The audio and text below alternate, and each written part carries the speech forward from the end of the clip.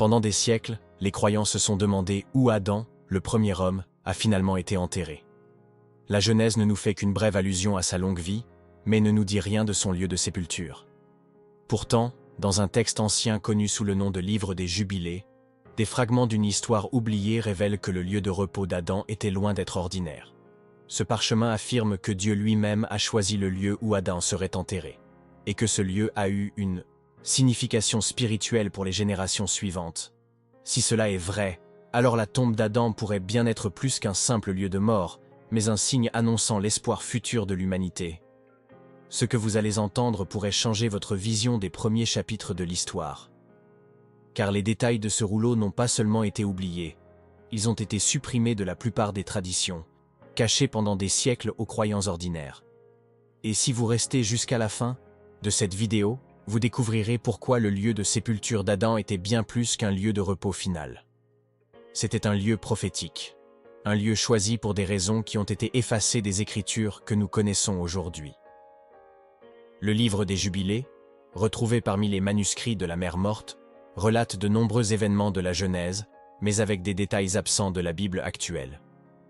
Dans ces pages, Adam n'est pas seulement un personnage silencieux qui disparaît dans l'histoire, il devient père, prophète, et même le premier homme à évoquer l'espoir de la rédemption. Dans cette version, sa mort et son enterrement sont traités comme des événements cosmiques dont toute la création a été témoin. Mais pourquoi des détails aussi marquants sur les derniers instants d'Adam et sa tombe ont-ils été omis des Écritures que nous connaissons?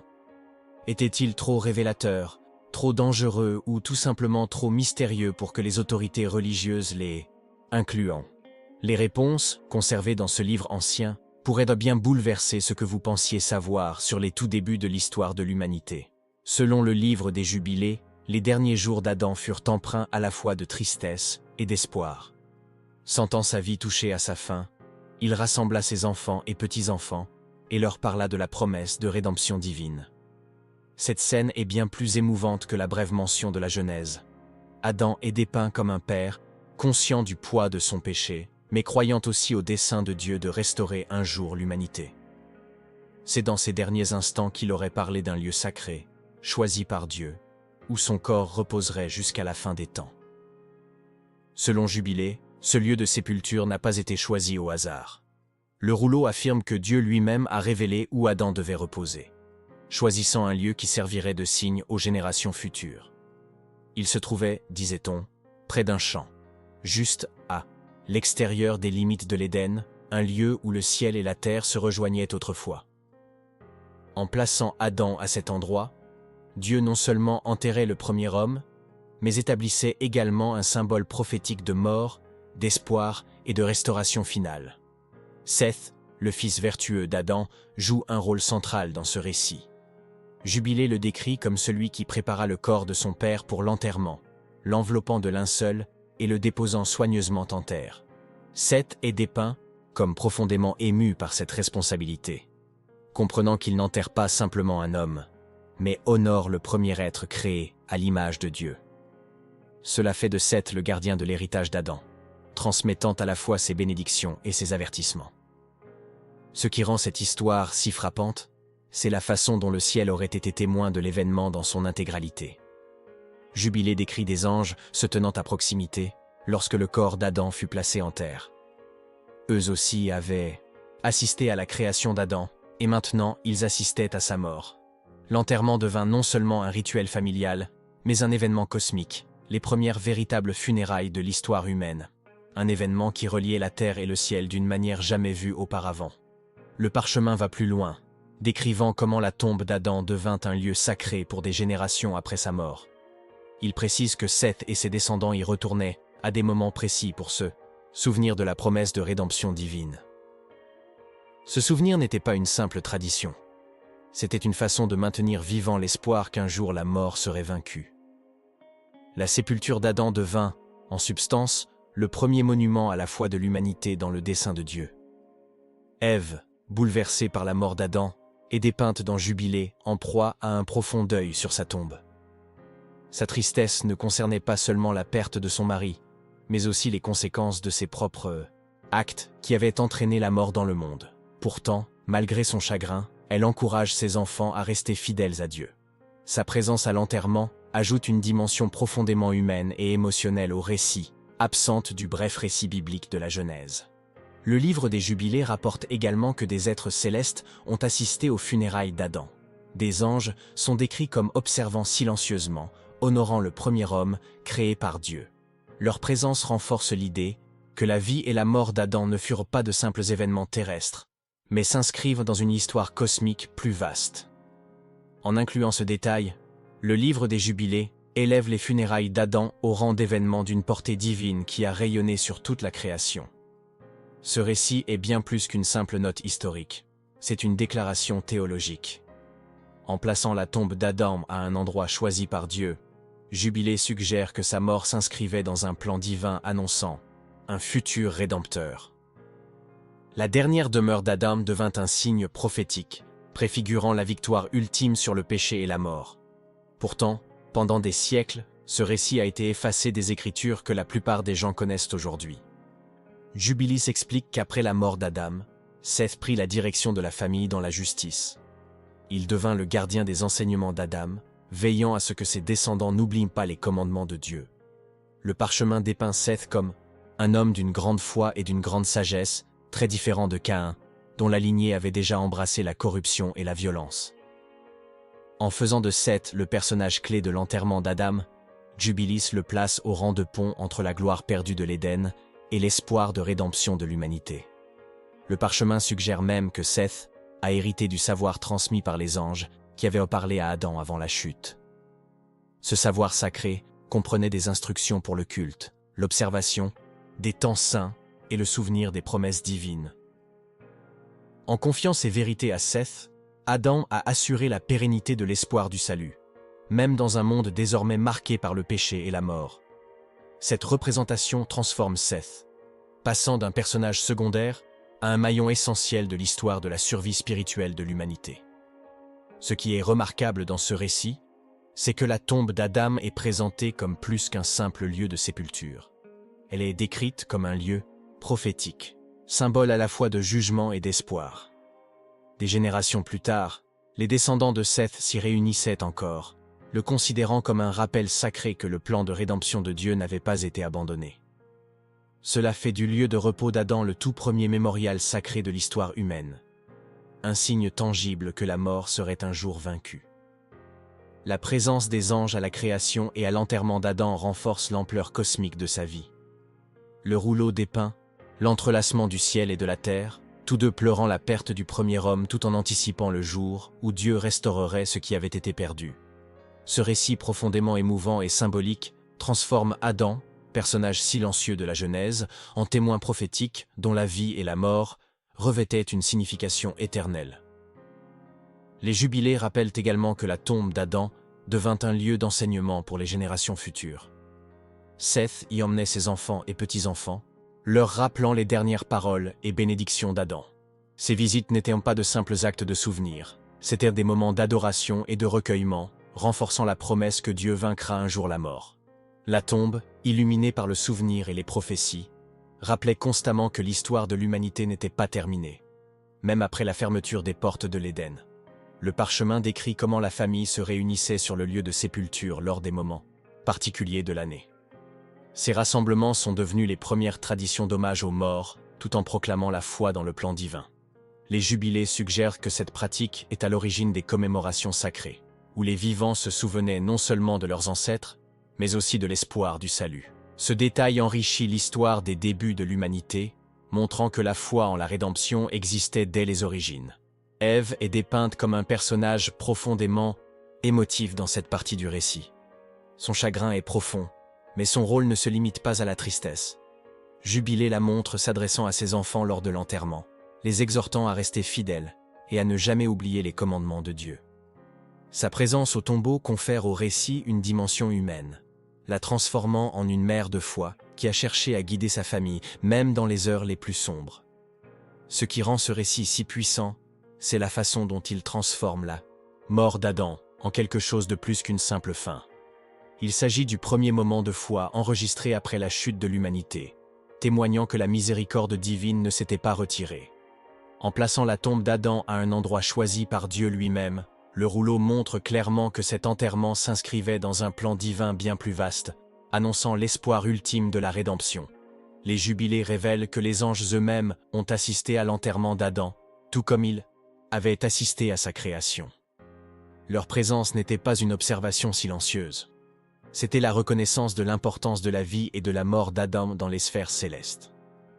Ce détail souligne qu'Adam n'était pas seulement le premier homme, mais un personnage dont l'histoire était liée à un plan cosmique plus vaste. La révérence des anges, lors de son enterrement, nous rappelle que l'humanité a toujours été au cœur du dessein de Dieu. Le parchemin explique également que le lieu de sépulture choisi était symbolique. On disait qu'il se trouvait près de la frontière même de l'Éden, un lieu où le souvenir du paradis était encore vivace. En y déposant Adam, Dieu a établi un repère prophétique, un signe que le retour de l'humanité à la communion divine faisait toujours partie du plan. Le tombeau est ainsi devenu une prophétie silencieuse, annonçant le jour où la mort serait vaincue et la création restaurée. Le rôle de Seth lors des funérailles renforce encore son importance dans l'histoire du salut. Jubilé le présente comme l'héritier fidèle, celui qui a pris au sérieux les dernières paroles d'Adam et les a préservées pour les générations futures. Son souci du corps d'Adam et son leadership au sein de la famille montrent que la justice a perduré malgré la corruption qui s'est propagée dans la lignée de Caïn. Seth devient une figure d'espoir, reliant le monde d'avant le déluge aux promesses qui s'accompliraient un jour. Ce récit contraste fortement avec la brève mention de la Genèse, où la mort d'Adam est réduite à une seule ligne. Jubilé offre une image riche, émouvante et spirituellement profonde des derniers instants du premier homme. Il nous invite à nous demander pourquoi des détails aussi marquants ont été omis des Écritures que nous connaissons aujourd'hui, et ce que signifie le fait que cette connaissance soit restée si longtemps cachée. Le parchemin suggère que la tombe d'Adam n'était pas seulement un lieu de deuil, mais aussi un lieu d'espoir pour tous ses descendants. Chaque fois que la famille de Seth retournait à ce lieu sacré, on lui rappelait que la mort n'était pas la fin. Jubilé dépeint le lieu de sépulture comme un signe prophétique, annonçant le futur rédempteur qui viendrait restaurer l'humanité. Ce puissant symbolisme fait de la mort d'Adam le premier grand témoignage de foi dans le plan de salut de Dieu. La présence d'Ève au tombeau est décrite avec une vive émotion. On la voit en deuil profond, non seulement pour son mari, mais aussi pour les souffrances que ses actes ont infligées à l'humanité entière. Pourtant, Jubilé la montre aussi s'adressant à ses enfants, les exhortant à rester fidèles à Dieu malgré la douleur de la perte. Son personnage est dépeint avec à la fois regret et force, ajoutant une dimension profondément humaine au récit. Jubilé va jusqu'à dire que les anges ont consigné la mort d'Adam dans les livres célestes, la reconnaissant comme la première véritable mort depuis la création. Cette image confère au décès d'Adam un immense poids cosmique. Ce n'était pas seulement la fin de la vie d'un homme, mais l'ouverture d'un nouveau chapitre dans l'histoire du péché et de la rédemption, un chapitre qui ne serait finalement résolu que par Dieu lui-même. Ce récit nous confronte à une question cruciale. Pourquoi une version aussi puissante et pleine d'espoir des derniers instants d'Adam a-t-elle été omise de la Genèse? A-t-elle été jugée trop controversée, trop révélatrice ou trop dangereuse, pour que le commun des croyants puisse la connaître? L'existence même de ce rouleau remet en question la version de l'histoire qui nous a toujours été transmise. Le livre des Jubilés conclut l'histoire d'Adam sur un ton d'espoir plutôt que de désespoir. Il souligne que, même dans la mort, Adam avait confiance en la promesse de rédemption de Dieu. Selon le rouleau, ces dernières paroles étaient empreintes de foi en la venue d'un Rédempteur, annulant la malédiction commencée en Éden. Ce détail transforme Adam d'un personnage passif en premier prophète de l'histoire du salut, un homme convaincu que la mort n'aurait pas le dernier mot. Seth, héritier des enseignements d'Adam, est présenté comme le gardien de cette espérance. Jubilé le présente comme profondément engagé à préserver l'héritage de son père, transmettant les commandements et la prophétie d'un sauveur à ses propres enfants. Grâce à Seth, le souvenir de la foi d'Adam et la signification de sa tombe ne furent jamais oubliés, même si l'humanité s'éloignait de plus en plus de Dieu. La représentation de l'enterrement d'Adam dans le rouleau nous invite à repenser les premiers chapitres de la Bible. Elle montre que, dès les origines, l'histoire de l'humanité n'était pas celle du désespoir, mais celle de la promesse. Le tombeau d'Adam, choisi par Dieu, devint un signe prophétique de ce qui allait arriver. La victoire ultime sur le péché et la mort. Cette version de l'histoire bien plus riche et émouvante que la Genèse, fut effacée de la plupart des traditions pour des raisons qui restent obscures. Et aujourd'hui, après des siècles de silence, des fragments de cette histoire ont refait surface grâce à la découverte de textes anciens comme les manuscrits de la Mer Morte. Ces découvertes nous rappellent que l'histoire que nous croyons connaître est souvent incomplète et que la vérité sur les origines de l'humanité pourrait être bien plus profonde qu'on ne nous l'a dit. Le récit de l'enterrement d'Adam. Lors des jubilés n'est pas seulement une histoire oubliée, il remet en question tout ce que nous pensions savoir sur le premier chapitre de l'humanité. Il présente Adam comme un homme de foi qui, même après avoir perdu le paradis, croyait que Dieu restaurerait un jour ce qui avait été perdu. Son tombeau devient un symbole à la fois de jugement et de miséricorde, rappelant à ses descendants que la mort n'était pas la fin. Cette vision d'Adam est bien plus porteuse d'espoir et d'émotion que le personnage silencieux de la Genèse. Le rôle d'Ève dans ce dernier chapitre est tout aussi significatif. Jubilé la présente non seulement comme une spectatrice, mais aussi comme une mère qui, dans son chagrin, a trouvé la force de ramener sa famille à la foi. Ses paroles sur la tombe d'Adam sont devenues des leçons transmises à Seth et à ses descendants, garantissant que l'histoire d'espoir ne s'éteindrait pas avec Adam. Le parchemin décrit ce moment comme le premier acte de foi collectif de l'histoire humaine. Le lieu de sépulture devint un rappel sacré que le plan de Dieu n'avait pas été abandonné. Pour les premières générations, ce tombeau était la preuve que, même aux heures les plus sombres de l'humanité, la promesse divine tenait toujours. C'était un lieu où le ciel et la terre semblaient se rencontrer, préfigurant la rédemption ultime à venir. Si ce récit est vrai, il transforme notre vision des premiers temps de l'humanité. Il suggère que, dès le commencement, Dieu avait déjà mis en œuvre un plan bien plus vaste que quiconque aurait pu l'imaginer. Le tombeau d'Adam n'était pas seulement un lieu de repos, c'était une prophétie gravée dans la terre elle-même.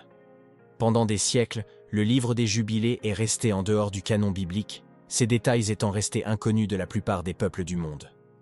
Pourtant, des fragments, conservés parmi les manuscrits de la Mer Morte, prouvent que les communautés anciennes le considéraient autrefois comme un témoignage essentiel des débuts de l'histoire de l'humanité.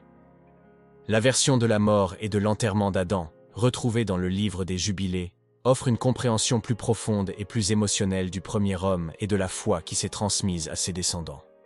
Ce récit soulève de profondes questions. Pourquoi ces détails ont-ils été supprimés des Écritures que la plupart des gens connaissent aujourd'hui? Ont-ils simplement été oubliés au fil du temps, ou ont-ils été délibérément effacés pour y simplifier l'histoire des débuts de l'humanité? Quelle que soit la raison, la redécouverte de ce rouleau nous offre un aperçu d'une histoire plus riche et plus complexe que celle dont nous avons hérité. Et si cette vérité vous touche, n'oubliez pas d'aimer cette vidéo, de vous abonner à la chaîne et d'activer la cloche de notification. Nous avons également un espace membre. En devenant membre, vous bénissez ce travail et nous aidez à continuer à produire des contenus révélateurs et édifiants, comme celui-ci. Cliquez simplement sur le bouton « Rejoindre » ci-dessous. Participez à cette mission. L'histoire de l'ensevelissement d'Adam, telle que consignée dans le livre des Jubilés, est plus qu'un récit historique. C'est un témoignage d'espoir. Elle nous rappelle que, même lors de la première tragédie de l'humanité, le plan de rédemption de Dieu se déployait déjà. Le tombeau d'Adam, choisi par Dieu lui-même, se dresse comme une prophétie silencieuse du jour où la mort sera vaincue à jamais.